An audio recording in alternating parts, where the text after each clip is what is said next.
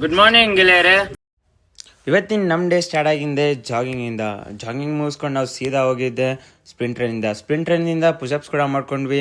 ಈ ಥರ ವೇರಿಯೇಷನ್ಸ್ ಮಾಡ್ತಾ ಇದ್ದರೆ ನಮಗೂ ನಮ್ಮ ಬಾಡಿಗೂ ಎಲ್ಲ ಮಸಲ್ಸ್ಗೂ ಸ್ವಲ್ಪ ಬೇಗನೆ ವರ್ಕ್ ಆಗುತ್ತೆ.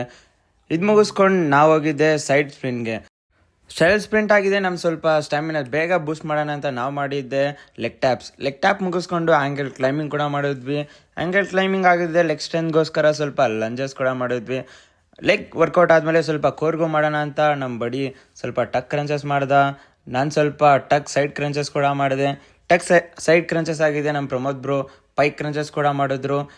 ಹಾಗೆ ಏನೋ ಒಂದು ಸ್ವಲ್ಪ ಡಿಫ್ರೆಂಟಾಗಿ ಟ್ರೈ ಮಾಡೋಣ ಅಂತ ಏನೋ ಮಾಡೋಕ್ಕೋದ್ವಿ. ಅದೇನೇನೋ ಆಯಿತು, ನೀವೇ ನೋಡಿ.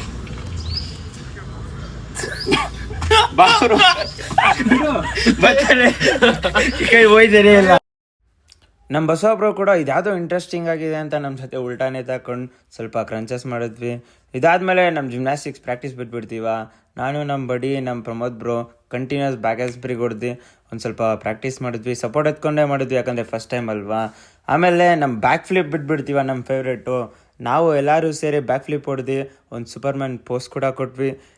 ನಮ್ಮ ವರ್ಕೌಟ್ಸ್ ಪ್ರಾಕ್ಟೀಸ್ ಎಲ್ಲ ಆದಮೇಲೆ ಒಂದು ಸ್ವಲ್ಪ ಆಟ ಇರಲಿ ಅಂತ ಒಂದು ವಾಲಿಬಾಲ್ ಗೇಮ್ ಆಡ್ಕೊಂಡು ನಮ್ಮ ಡೇನ ನಾವು ಮುಗಿಸಿದ್ವಿ. Thank you guys. See you in the next vlog.